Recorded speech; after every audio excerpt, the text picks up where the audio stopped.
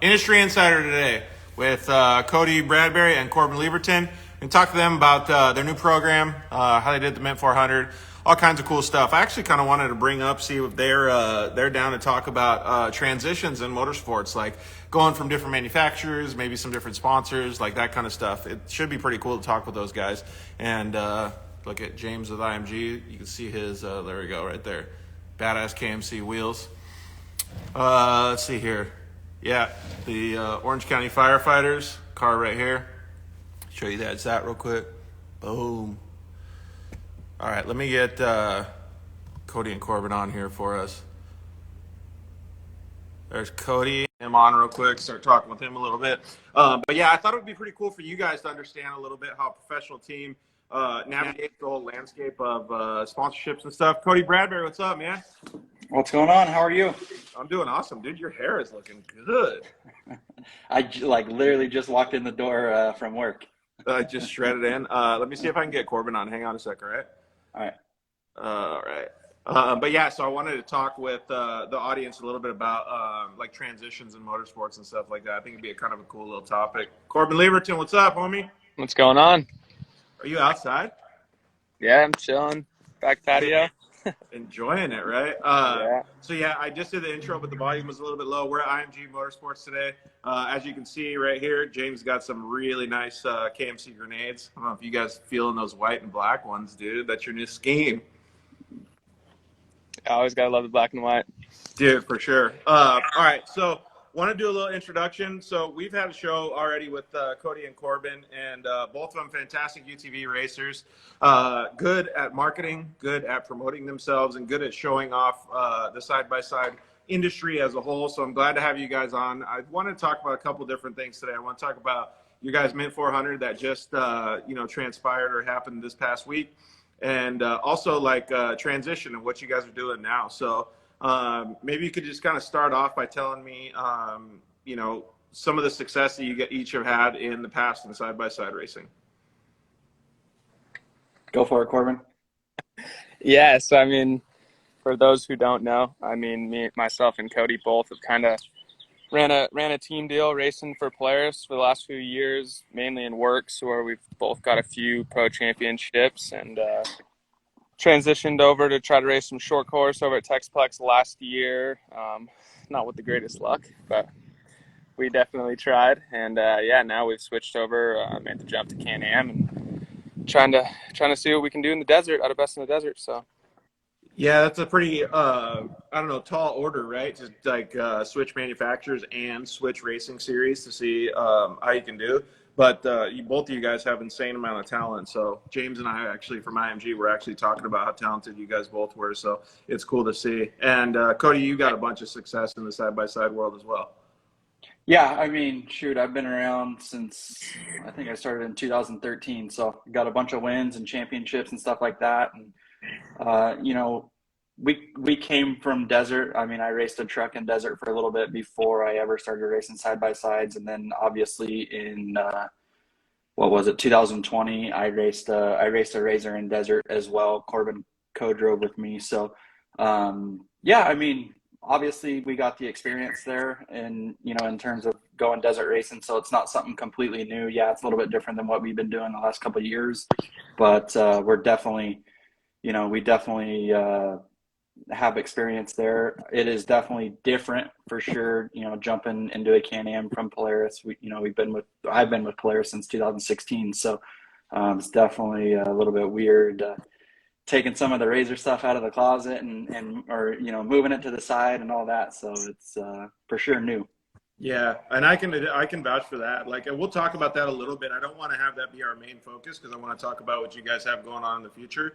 But I think it's good for our audience to understand because we get so many questions about like sponsorship and racing and all of these different things. And this is one of the major things that happens. And it doesn't just happen to you guys; it happens to everybody, right? Like in 2015 and 16, I made a big transition from Polaris to Yamaha at the time. And it was a massive change. I felt super bad about some things. I felt super good about some things. There was all kinds of different relationships that I had to work with on it. And that's like what you guys are going through or have been going through for the past little bit. So maybe just give us like a baseline. So I know that you guys had a very, very strong Polaris Razor racing program and relationship with Polaris for many years. And now you guys decided to take a different route, go with the Can-Am platform. And by looking at it at the Mint 400, you guys were on rails, man. You guys were doing very, very well. Yeah, I mean, honestly, it's pretty hard to argue with the results that, Can-Am's put up with guys like Phil and Dustin and, Dustin's win last weekend, even at the Mint. So for us, it was just something that made sense. Obviously, like you said, it's really, really difficult to you're not losing that relationship with Polaris, but you're not going to be dealing day in and day out with those same people that you've been dealing with since 2016, and Corbin was a year or two after me there as well. So that part is a little bit of a bummer. But you still see him at the races. You still, I saw some of the guys from Polaris this weekend, even at the Mint, and they're all over there telling us good luck and all that. So that part's super cool, but the transition for us for Can-Am just kind of made sense. Obviously it's a really proven platform in the desert, and Corbin and I both felt like that was our best I guess way to get good results instantly going back into the desert. So that's kind of why And we did what we did. took a car that was already proven and built as well. So like Corbin, when you have to manage those relationships and you do those switches, first of all, you guys were putting in a ton of work for your program for the last, let's just say 5 or 6 years, ever since you guys started the side-by-side stuff. So everything that you did was usually to make people happy and to also make your program successful and move forward, right? So when you do stuff like that, it makes it so that when you have to make a transition in the future, like what you guys have done in the last 6 months, it makes it a little bit easier because you can have an open conversation with them, tell them what you're going to do, and continue that relationship moving forward. Because who knows, let's just say 5 years from now, you might make a transition back. So Yeah. all those things are pretty important, right? Exactly, and that's like, to your point, man. That's kind of why you build these relationships and you try not to burn bridges or anything as you go. And even with us specifically with Polaris, there was no hard feelings there. It was just something that, like Cody said, it just made sense for us, and we just felt that we could go win races there ultimately. And there's lots of decisions that are little factors that lead us to that decision, But no, it's cool that we were able to end it on a good note with Polaris. And then, yeah, it's just like with any sponsor, like we've switched wheel sponsors and tire sponsors or whatever it may be multiple times, and even gone back, like with KMC this year, we left on good terms and we're gone for a few years and we're back this year and stoked to be back, and they're stoked to have us back. So yeah, it's the industry we're in, people make moves, and just at the end of the day, you kind of just got to do what is what's best for you at the time, and also looking at your future, that you're not gonna hurt yourself for the future. Yeah, exactly. And well, just to add another point that you're talking about, like, it's not just you guys moving, right? Like, there's people, like employees of brands that move, right? Like one guy could go from one wheel company to another guy could go from a tire company to another, suspension, whatever it is, right? So the main thing that I want everybody to understand in this whole process of how good of a job that you guys did in this transition is that keeping up those relationships with the people means the world to everybody. Yeah, no, and it's super important. Even like Cody was saying, we saw a few guys from Polaris out at the Mint, and they were cool enough to come over and say good luck to us, and everything can be cool, and you never know, man. We may be back with those same guys at a different brand or at the same brand or whatever it may be. I know there's guys like our buddy Ryan Guidis over at KMC, who well. He was over at KMC when we were there, and then over at Motul and worked us a deal there, and then back at KMC now. So yeah, relationships are everything in this industry for sure, and it's always cool when you can work with people you've worked with in the past, and yeah, it's cool. A lot of people bounce around to a lot of different spots, So whether you're a racer or working on like the sponsor end in that industry, it's cool to be able to work with the same people. Okay, cool. So we'll wind this conversation up a little bit. Like, I just want everybody to make sure that they understand that, like, those relationships, I say it time in and time out on the show, like, you always have to keep those relationships and make sure that you're professional with all the people that you associate with, because everybody wants a sponsor, right? but not very many people want to put in the work for the sponsors, and you guys have done a good job with that. So I'm really proud of you guys in the new direction that you're going. All right, so looking at all the new stuff, everybody's probably seen all the posts and stuff that you guys have done on social media. The new livery or the new like branding and scheme, the black and white, dude, that holds a really, really strong piece of my heart, dude. I'm a big black and white guy. So who came up with that? I don't even think it was something that had to be talked about. That's just us. I mean, look at me right now. I'm wearing all black and white. So just our style. We like that. We're both. It's kind of clean. I mean, it's kind of what we did. It's kind of what we did last year. Didn't really have the time to get the cars powder coated white and stuff like that. So it's kind of, it's kind of where we wanted to be, but didn't quite get to pull it off last year. And so I guess didn't really have any more time this year getting ready for the mint, but just made it happen with some spray paint. It looks so clean. No, Ken Johnson, what's up? Wyatt Hastings, what's up? Yeah, I love the way it looked, man. And again, you guys put in a lot of effort into the program, making sure that you guys are looking clean. We've talked about it a bunch of times before, but for anybody that's new that's watching, take a look at the way that these guys run their program. The way that they run it is really professional. The way that they do. We always say it's like a lot more like moto than off-road, right? Like, because that's where you guys came from. Love that vibe. Yeah, that's what we try to stick with. Moto stuff's always the sickest. Right? It always is.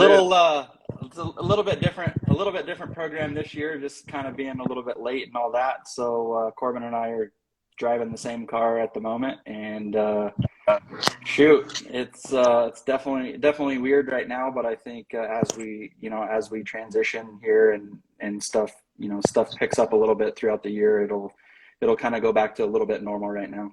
Talking about moto, Ken Johnson wants to know how he gets in on those pit bike races. Yeah, I hope we never do one of those again. Yeah, please. That was next Ken door can to put my it house.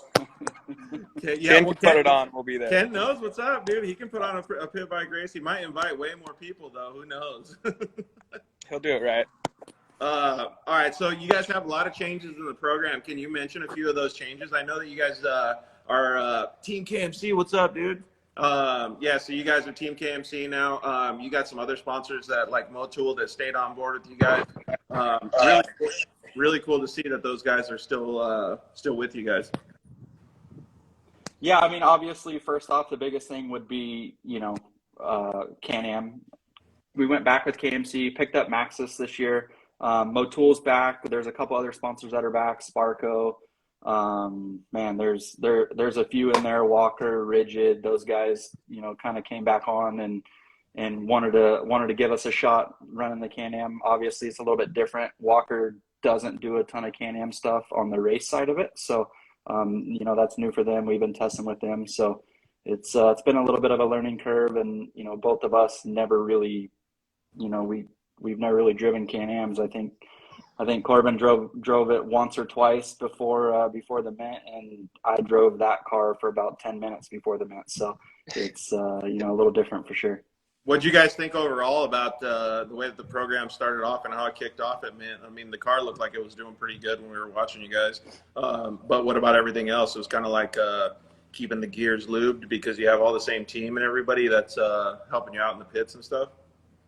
Yeah, I mean, trying to get back into the swing of the whole pit situation and just the mindset of desert racing and how long it is and all that, and keeping the car together was different. But man, I think both me and Cody were super stoked with how the new car handled and what little problems we had with it. And overall, I don't know, just cool to have a change in obviously the change in manufacturer and just learn something new. And then going back to desert racing, was refreshing.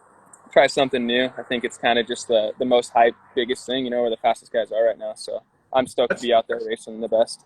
That's kind of crazy. So yeah, so Cody, you might be able to expand on this a little bit. So in the past year or so, we've seen a bunch of mix up in Supercross. Jason Anderson, Eli Tomac, Malcolm Stewart, all of them switching brands, right? And all of a sudden they have this new lease on life. They're all excited about motocross again. They're not burnt out anymore. It's a full change. It's like refreshment. Can that happen with what you guys did, or in a program? Let's just say I started a new program. I wonder if I'd probably get that same excitement. Yeah, honestly, for me, I would say for me, it's a huge reset.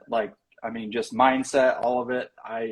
You do the same thing over and over and over, and you start to get burnout. I mean, people do that with jobs, and they get new jobs. It's kind of the same thing. I mean, you've seen it with Tomac and Anderson. It's like, it's one of those things where for me, and I think for Corbin as well, it was kind of a big reset for us.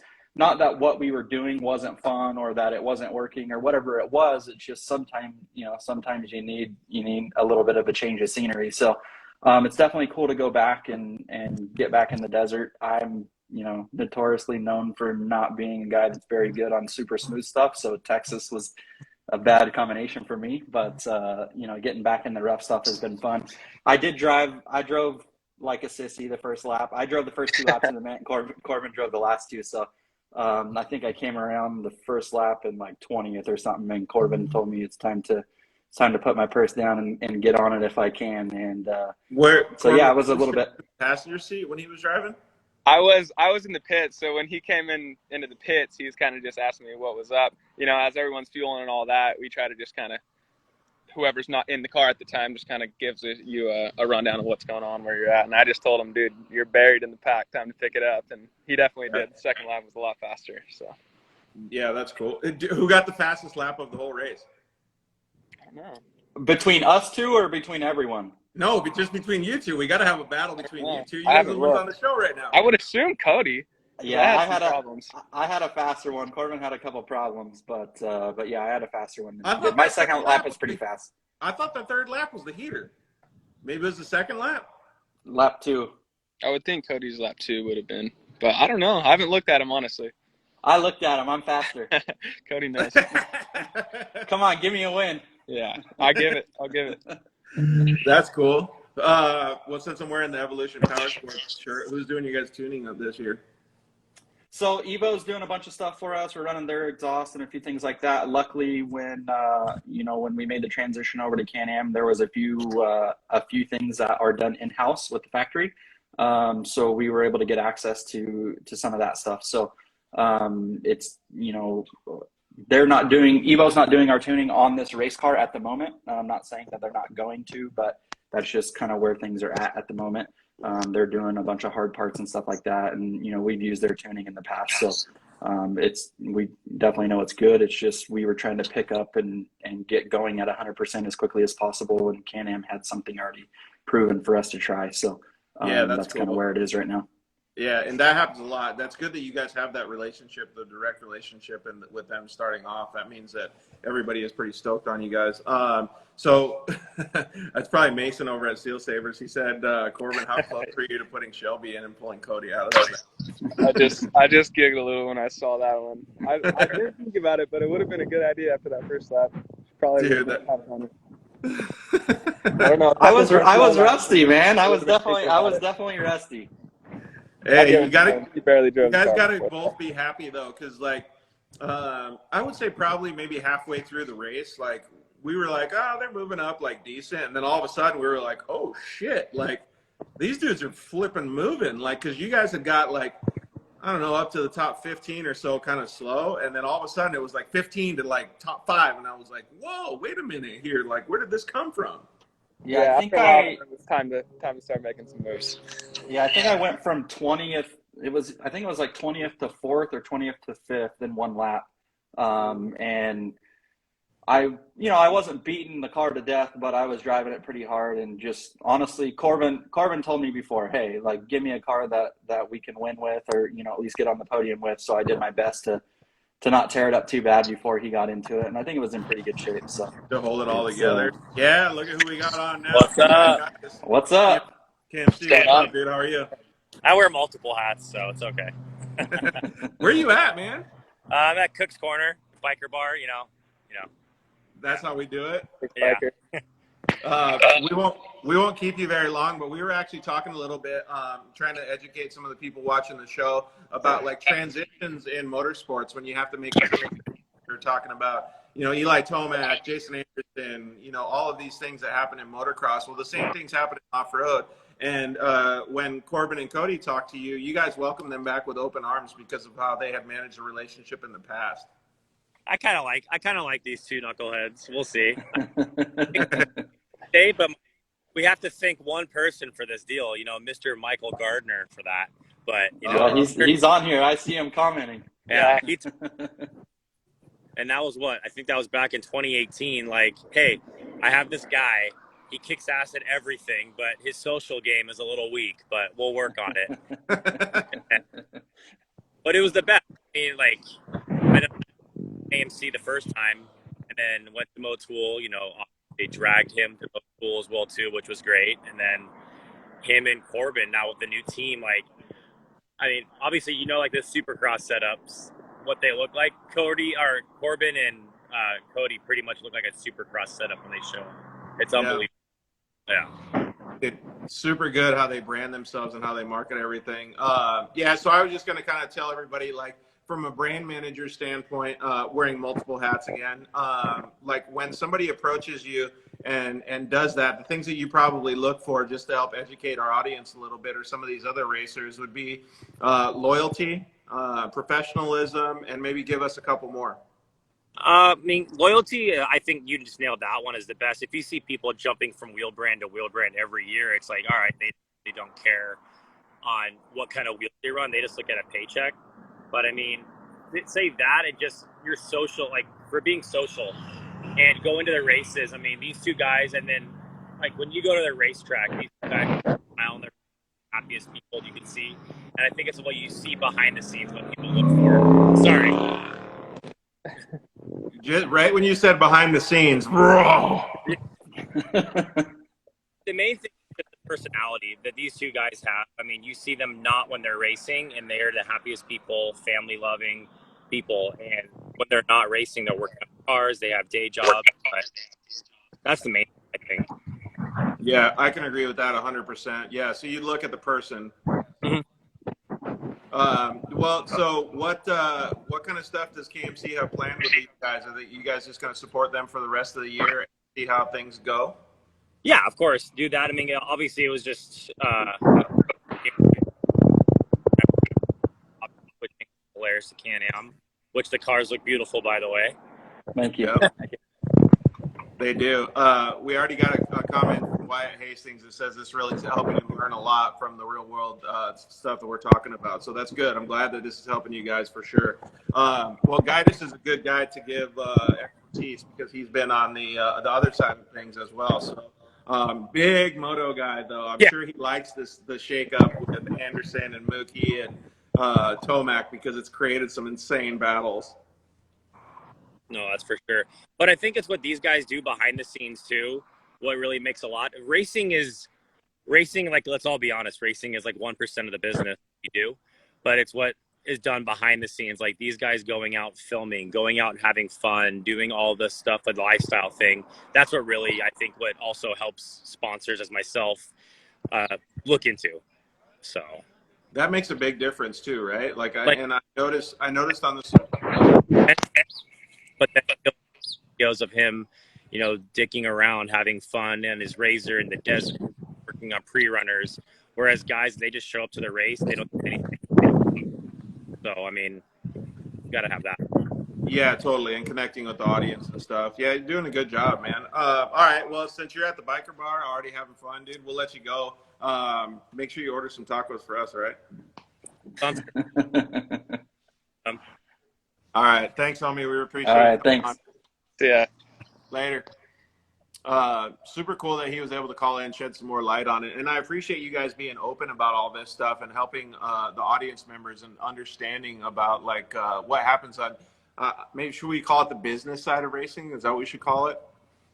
Yeah, honestly, that's like he's saying, the racing part's 1%. You have, I mean, obviously, sponsors want you to win races and stuff. They don't pay you or give you free product or anything like that for you to go out and, not do good. But at the same time, there's a whole other side of it. Corbin does a way better job at it than I do, and on the social media stuff. And he's pushing me. I'm on the older generation, so he's teaching me how to do these collab posts and all this other stuff that I have no clue how to do. So I still don't know how to do that. I still don't know how Got to to do be at all these days, I guess. Corbin, you got to teach me, because I don't know how to do all that crap either. I feel like I'm not very good, but I try at least. All right, so let's get back to like the races and stuff. Like I said, I appreciate guys calling in and letting us know because it really does help a lot. A lot of these things that you guys are talking about now never get talked about or never get opened up in our industry. So I'm really proud of you guys for giving information to everybody.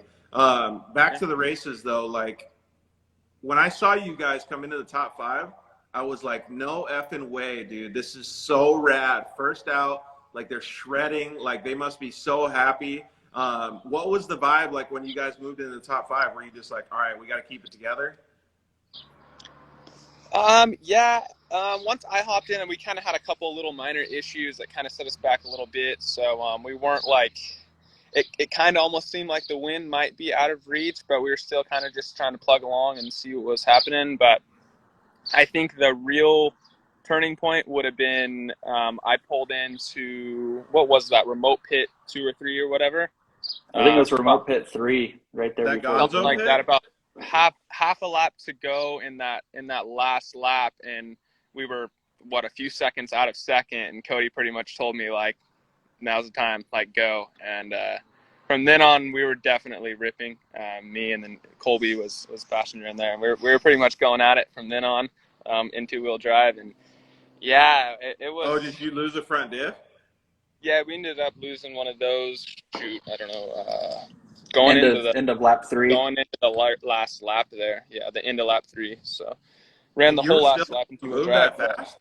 Dude, I was thoroughly impressed with how good that thing was in 2-wheel drive. The thing was ripping in 2-wheel drive. So Dude, I was that's able to crazy. really not lose any time. And once we really started to push again, still gain time on second at that. So, man, we got to that point, and not to jump ahead, but to the end, I guess, man, we had just passed Ronnie and Keats for second, which they kind of had some misfortune. We're broke on the side of the track there, but waved by them, and I think that had us sitting in second. And dude, we were 4 or 5 miles out from the finish, and we had a little wire get cut and lost all power. So it was a bit of a heartbreaker for sure. I usually try to be pretty like unemotional about that kind of stuff, but dude, that one hurt for sure, especially after how long that day was, and to come back and still be sitting second and be that close. It was tough in the speed zone too.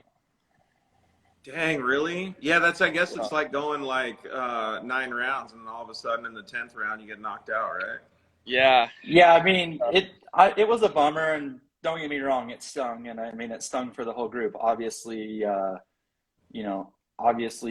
we've had our fair share of stuff happen over the last year or so. So it definitely stung. But after the initial sting went away, we were kind of looking back at times and just how hard we drove it, or how hard we thought we were driving, and just where we stood with a car that was like literally out of the box for us. Obviously, the Millers put a lot of time and effort into it.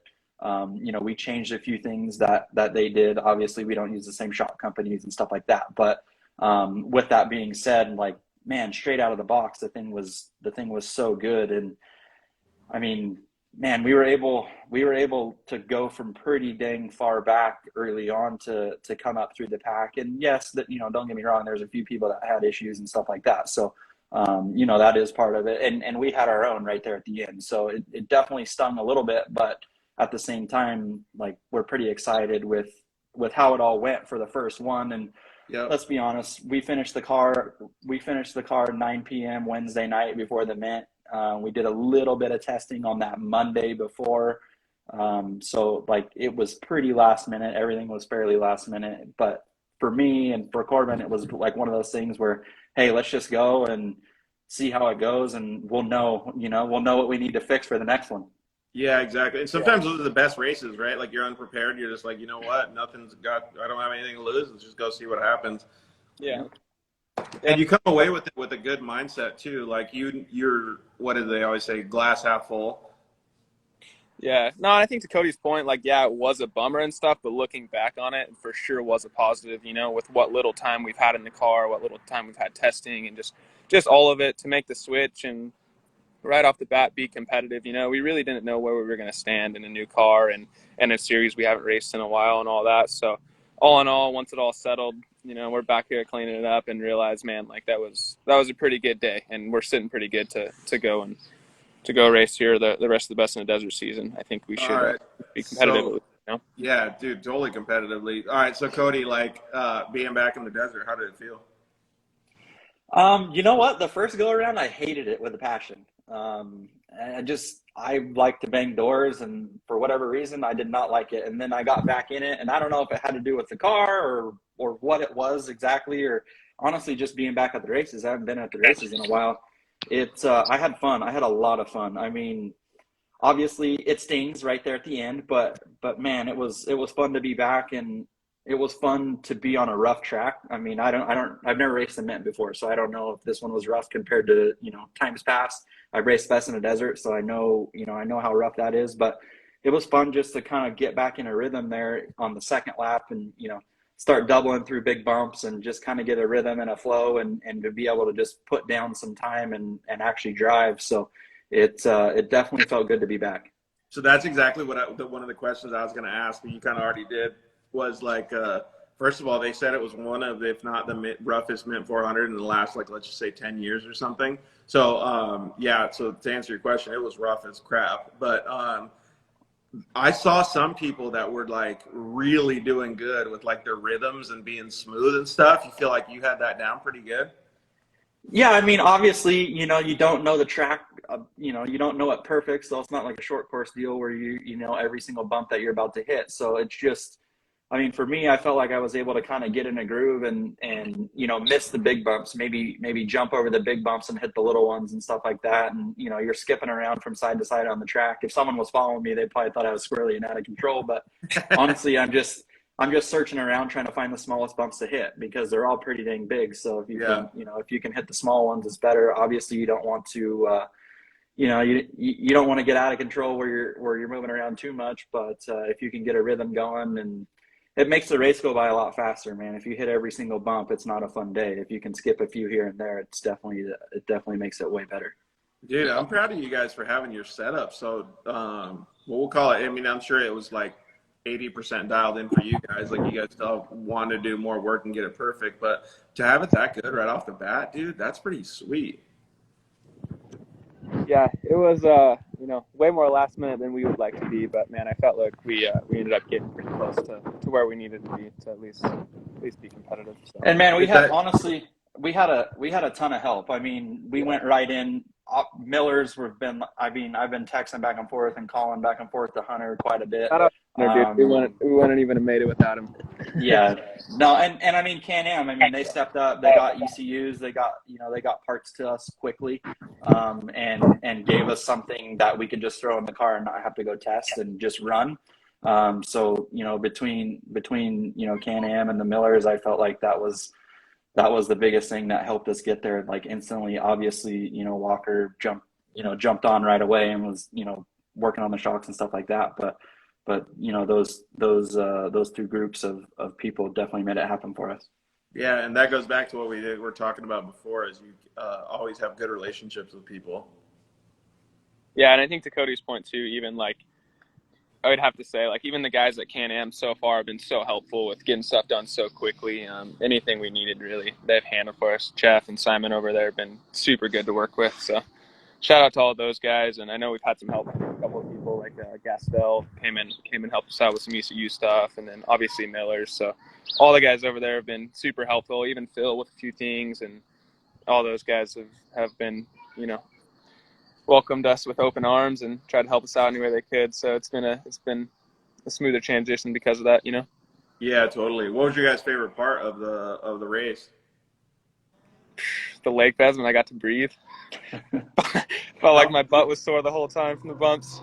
How fast did that thing go? Because we were wondering, like, I was thinking anywhere from 90 to 110 would be what the maxed out at. So I ended up hitting 95, and I kept it at 95. It had more. I was just trying to keep belt temps where they would recover, and obviously going back and doing a download from where things were.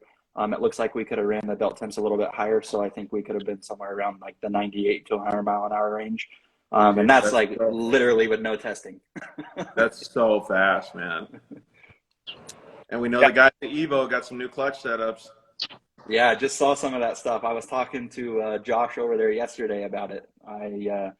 They're reworking the P drive. We're not on the P drive clutch yet, which is the new 2022 Can-Am clutch. We're still on the old style one right now. Just that one's a little more tested. So as soon as the new one gets tested a little more, we'll put that one in it and give it a shot. Dude, all the Gucci stuff and all these badass parts is so cool to see side by sides just keep growing and growing. Like the market's so cool, man. What was your favorite part, Corbin? Man, honestly, I love just coming in after the pits right there to the little short course track, the old works loop right there. Just kind of, I don't know, just kind of refresh me a little bit. You see so many rocks and the same looking bumps and turns and all of it in the desert in that 100-mile loop that it's kind of just refreshing to come and see something new, get squirrely in the big old heavy desert car over some little jumps and stuff. Cody, the youngsters all nostalgic just on the short course, dude. Yeah. Honestly, I had the most fun. There's a couple big, long, like downhill with just big bumps. And you look down at the speedo and you realize you're doing 80, 85, 90 miles an hour. And like for me, that was where it was at. Like you could get in there, you could get some timing down and just start jumping stuff and skip around, move around. That I had the most fun in that stuff. Obviously, the chattery stuff is rough. I mean, that hurts. I have all the plates and screws in my chest, so it's no fun for that. But the big long stuff is cool. Rattling the screws loose. Yeah, I'm gonna have to get a kid or something for that. I feel like my guts just get rattled around in them little washboard stuff. And I do love. Dude, imagine back in the day when all the OG dudes used to just rip rhinos and Razor 800s down that. Yeah. Dude, there's nothing like just ripping through a wash like that. A couple little windy switchbacks, and I was impressed with how fast you could go in that thing through like those washes and stuff. Dude, I was going like 90 through these washers that kind of just veer back and forth, kind of getting into the ruts, and just finding a flow through there like gets really fun for sure. But then you just get back to the little chattery stuff and just go. That's so cool. All right, so we're going to kind of wind things down. I know you guys probably want to eat dinner and stuff since, Cody, you just got home. What's the plan for the future then? So for 22, we're kind of just taking it as it comes, really. I mean, we'll be racing the rest of the Best in the Desert. And then I think Martelli's have another race, that California 300, which would be like the new UTV World Championship. So we'll hit that. Not doing any Mexico stuff, all stuff stateside here. Unless I can do it. Yeah. If someone needs drivers, maybe we'll do it. Yeah, for hire. Let me know. Dude, yeah, the Mexico stuff's going to be pretty fun. We got to go to San Felipe in about a week here. Yeah, no, so that's kind of the plan right now. We have a couple cars. We have a couple 2022s on order that we'll put together as some like short course / video cars that we can use and go do like the Red Bull Sand Scramble, some of those bigger little one-off things in a short course style car. And then for desert, for right now, I think we're just going to be sharing driving duties for the next couple. And then obviously the goal and the transition will be both of us being racing our own desert cars. Still same program, everything like we've done before, just two different cars. We both like to drive too much. So I'm not ready to not drive anymore. And I know he wants to drive too. So yeah, I think you guys a better opportunity to keep those results coming too. Yep. That's super cool, man. Big sand guys at the Red Bull Sand Scramble this year, it sounds like. Yeah, that's my backyard. I love it. Dude, do you think you're going to be able to beat Corbin? Because Corbin did pretty good, man. I mean, he's all right, but I'll have him covered. Shut up, fans. I won. It was what, San Hollow? I think I won 5 years in a row, or 4 years in a row, and then they took it off the schedule. So I have some sand experience. Dude, yeah, I'll give it to him. Cody's pretty good in the sand. We had a question come in from Wyatt Hastings that said, do you guys see UTVs staying in the desert or go to more of a motocross style in the future? Well, this was something that I was going to bring up, but let's let you guys answer it first. Corbin? Yeah, I mean... Oh, Rumble Motorsports trying to say he's got both of you guys covered in the sand. That's 702 Sandman, dude. Come on, Romo, that's his Instagram name. He better be good in the sand. Randy, dude. Randy gets a second place and he gets all his trash talk. He's gonna have to come out. Sorry. Yeah. So what do you think about Wyatt's question? Yeah, I mean, honestly, I think that's kind of a double question there. As far as what I see happening, yeah, I definitely see the desert continuing to thrive. Just like that's where the manufacturer support is and stuff like that. So that's kind of where all the fast guys have to be. And it's fun. It's a lot of fun. I think it showcases the car as well. As far as like personally, what I would love to see happen is, yeah, I would love to see like a full-blown motocross style racing come about. Something that races tracks really similar, or even if they were the exact, like outdoor, like professional outdoor motocross tracks, I think would be probably the place that would showcase like the abilities of these side-by-sides better than anything. And I don't know if that's fully tapped into yet, or people really realize that, but man, these things will go and launch everything on a full-blown pro outdoor track just about. So I hope that starts. They've done a little bit of that stuff in the past, like Steve Bouchard from Rugged Radios. He's actually done a race up at Washougal where they were jumping like some pretty big jumps there. There was a race at Redbud one year with the short course trucks, like Pro Lights and things like that. That was pretty cool. But one thing that I was going to talk about was the Outlaw Series that's in Texas has a new series called Outlaw Series West. So you guys can all go check it out if you want, Outlaw Series West. But that's going to be a little bit more of an in-between short course and works. So I think that's going to be pretty cool because that kind of gives, so Wyatt Hastings, to answer your question, there is people that are trying to do it and starting to do it now. Yeah. So it'll be interesting to see how it ends up working out and how the vehicles do. Yeah, definitely. I'm excited for that as well. I know we've talked with Brian over there that's running the Outlaw Series and now the Outlaw Series West, and I'm sure me and Cody will make a few appearances out there and go check it out. It should be a lot of fun. That would be pretty cool to see you guys out there. All right, so you guys have some cool plans for the racing stuff. Do you guys have any other fun plans? I know that you guys want to do some videos and some cool stuff in the future too. Yeah, we'll for sure do some video stuff together. I know, during quarantine, Corbin and I did a couple videos around the house here in our Razors. Obviously, we're gonna want to update some of that stuff to Can-Am. So we'll definitely do some of that, and we get a decent break here in the summer for desert racing. So that'll give us a little more time to do some cool video stuff. And I know Corbin and I both want to try to do some UTV takeovers and stuff like that. Go do, some of that more fun stuff where, you can call it more fun where you're not actually working and racing. So that's, those will definitely be on the schedule as well. What about that? I don't even know if it's a UTV takeover, but that like mud bog thing that they have down like in Louisiana or Alabama or whatever. You guys big mud bog guys? I'm so down for that if I don't have to wash the car after and it's not mine. Yeah, someone give me a car to drive and I'm down. No way I'm bringing my stuff out there. Oh, that's funny. Yeah, you just got to bring those special shoes. Otherwise, your shoes are going to be lost. I was gonna hit up Dustin Jones. I was gonna hit up Dustin Jones and see if he'd let us come out there with the S3 boys and get rowdy in some mud stuff. Dude, yeah, I'll go see if I can find a car for you because I'm going to be at Dustin's shop in April. So I'll go see if I can find a car for you guys. I'll put a lock on it and just say, yeah, don't even tell him. We'll fly in and just grab it. Yeah, exactly. Waiting for Cody and Corbin. So that's pretty cool. I'm glad that you guys have such a good, well-rounded program. You guys have some marketing ideas, and it just sounds like you guys really have your stuff together. So kudos to both of you guys, and obviously we can't wait to see you guys get better results on the Desert Series or Desert Racing. Thank you. Yeah, thank you. All right. Well, we appreciate you guys coming on. Is there anything you guys want to say or anybody that you want to thank before we bail out?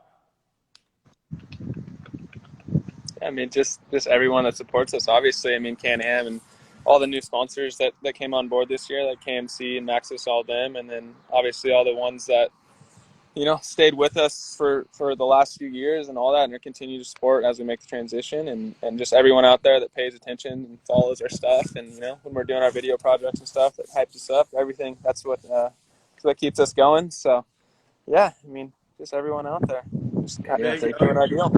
Are you going to start doing like every single motocross guy is doing on the podium and just like over glorifying all the fan culture? Yeah, I'd like to thank my fans. Yeah. My 5 fans.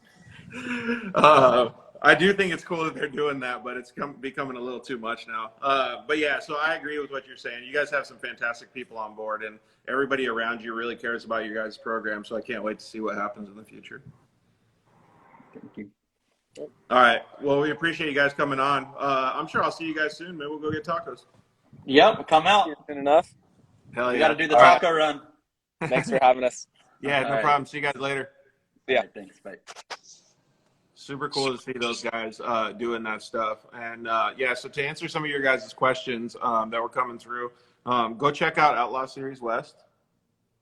Hit them up on Instagram and follow that page. They're going to do a lot of cool stuff like with the live broadcast. So all the media stuff that you're talking about, all this stuff is coming to fruition now. Some of the series just aren't doing a good job. Some of them are. Texas stuff and the Outlaw Series stuff is really doing a good job with it. So really appreciate all you guys. Always hit us up in the DMs. Let us know what you guys want to see, who you guys want to hear from, and we'll do our best to do it. So that's the Industry Insider for Thursday.